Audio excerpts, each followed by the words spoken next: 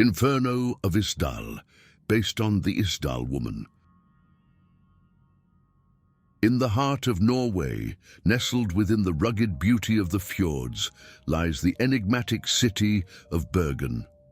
It's a place of ancient mysteries and modern wonders, where the whispers of the past echo through the cobblestone streets and shadowed alleyways.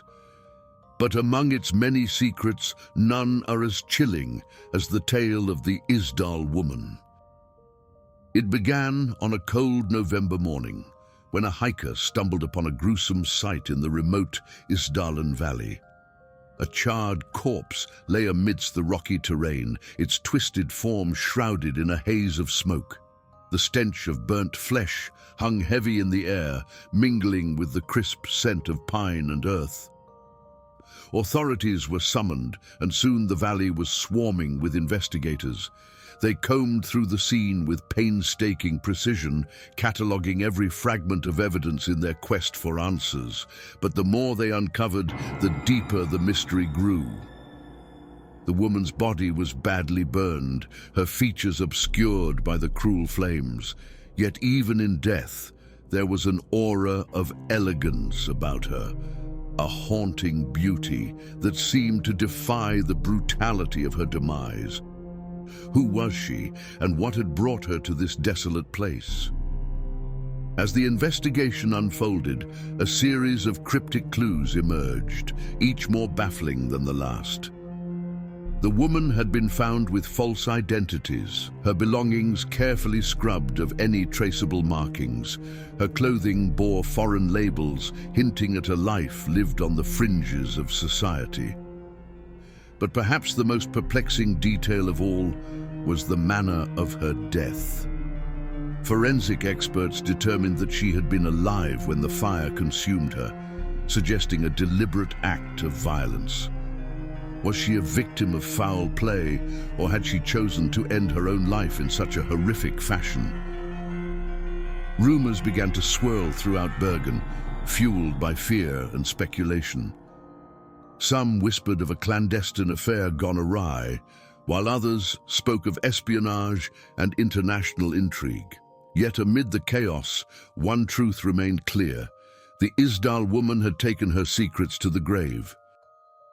Among those drawn to the case was Henrik Larsson, a seasoned journalist with a penchant for the macabre. He had covered his fair share of grisly stories over the years, but there was something about the Isdal woman that captured his imagination like none before. Determined to unravel the mystery, Henrik delved deep into the archives, scouring old newspaper clippings and police reports for any scrap of information. He tracked down witnesses and experts alike, piecing together a narrative that spanned continents and decades. But the more Henrik uncovered, the more he realized that some secrets were meant to stay buried. There were whispers of a shadowy cabal operating in the highest echelons of power, a network of spies and informants whose reach extended far beyond the confines of Norway. Undeterred by the danger, Henrik pressed on, driven by a hunger for truth that bordered on obsession. Yet little did he know that the closer he came to uncovering the Isdal woman's secrets, the greater the peril he faced.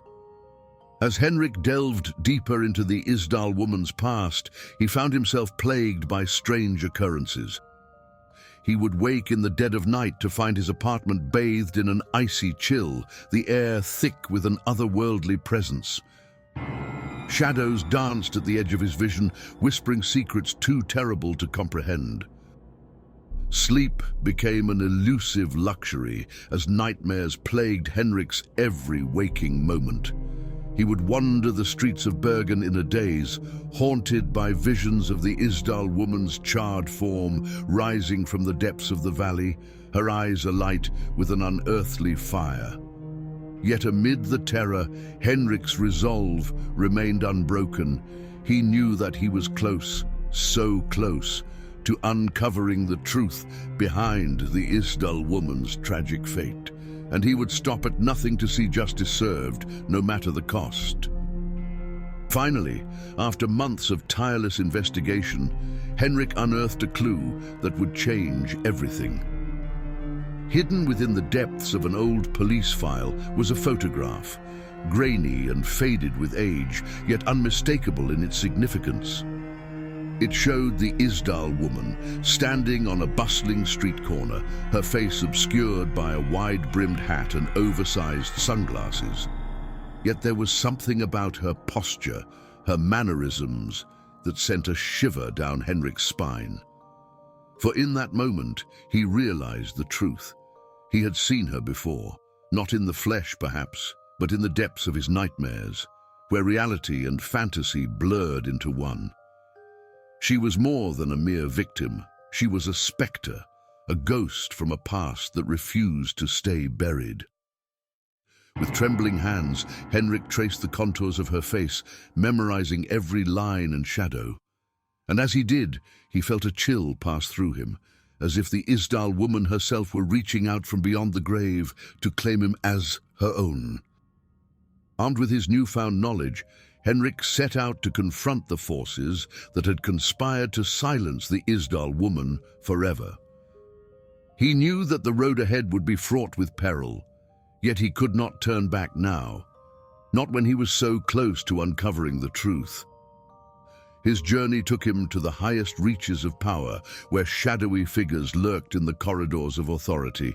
Yet Henrik refused to be intimidated, his resolve bolstered by the memory of the Isdal woman's haunting gaze. And then, at long last, he found himself face to face with the one who held the key to the mystery.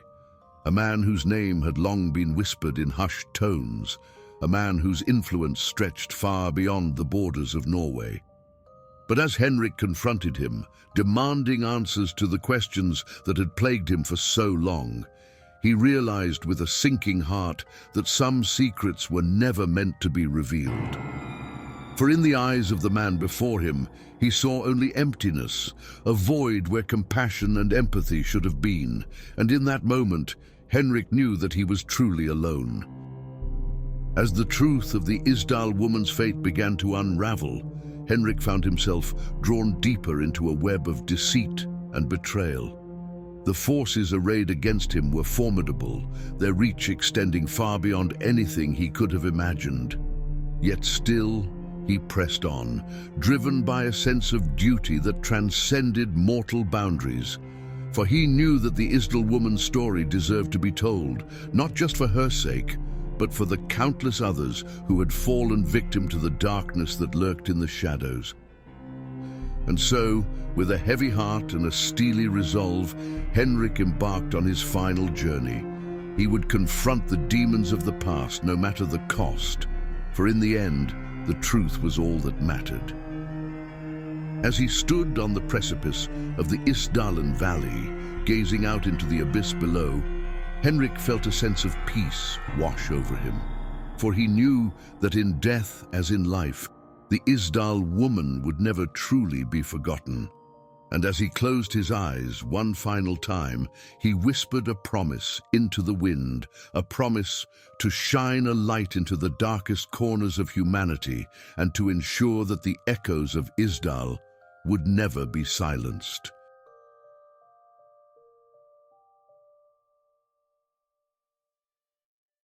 The Greenbrier Haunting, based on The Greenbrier Ghost. In the mist-shrouded hills of West Virginia, nestled amidst the whispering pines, lies the quaint town of Greenbrier. It's a place steeped in history and legend, where the spirits of the past walk hand in hand with the living.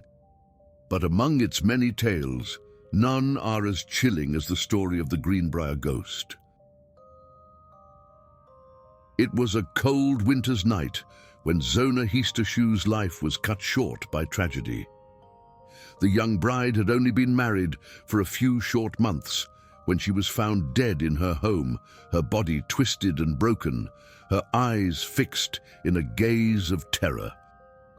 Her husband, Erasmus Trout-Shoe, was quick to dismiss her death as a tragic accident, a simple case of falling down the stairs. But the townsfolk of Greenbrier whispered of foul play. their suspicions fueled by rumors of domestic strife and violence. Yet despite their suspicions, there was little evidence to support their claims. Zona's body was quickly laid to rest, her secrets buried with her beneath the frozen earth. And so, life in Greenbrier returned to normal, the memory of the young bride fading like a ghost in the mist. But even in death, Zona refused to be silenced. In the weeks that followed her passing, strange occurrences began to unfold in the quiet streets of Greenbrier.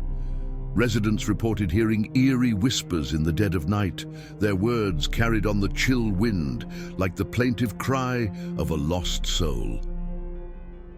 And then, one fateful evening, a visitor arrived in town, a woman with eyes as dark as midnight and a presence that seemed to linger long after she had gone. She called herself Mary Jane Heaster, Zona's mother, and she bore a message from beyond the grave. With trembling hands, Mary Jane recounted a tale of horror and betrayal, of a young woman wronged by those she trusted most. She spoke of Zona's restless spirit, trapped between worlds by the weight of unfinished business, her only desire for justice to be served. The townsfolk listened in stunned silence, their hearts heavy with the weight of Mary Jane's words. For in that moment, they knew that the truth of Zona's death could no longer be ignored. Driven by a sense of duty and justice, the people of Greenbrier rallied behind Mary Jane's cause, demanding answers to the questions that had haunted them for so long. And so it was that Erasmus Trout Shue found himself standing trial for the murder of his young bride. The courtroom buzzed with anticipation as the case unfolded, each revelation more shocking than the last. Witnesses took the stand, their testimony painting a picture of a troubled marriage marred by jealousy and violence. And then, in a moment of breathtaking drama, Mary Jane herself took the stand, her eyes ablaze with the fire of righteous indignation. With unwavering resolve, she recounted the details of her daughter's death, her voice ringing out like a clarion call for justice.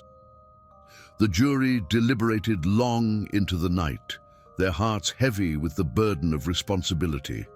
But in the end, there could be no doubt. Erasmus Trout Shue was found guilty of murder, his fate sealed by the damning testimony of the Greenbrier ghost. As Erasmus Trout Shue was led away to face justice for his crimes, a sense of closure settled over the town of Greenbrier.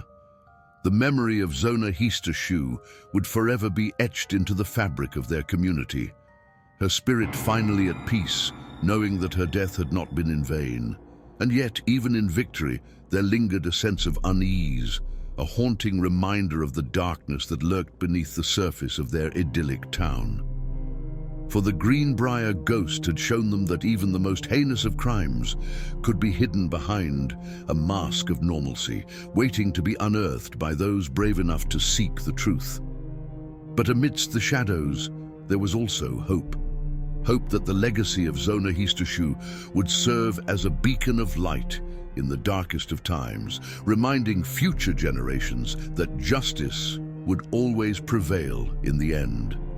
And as the years passed and the memory of the Greenbrier ghost faded into legend, the people of Greenbrier would never forget the young bride who had refused to be silenced, whose voice echoed through the ages as a testament to the enduring power of truth and justice.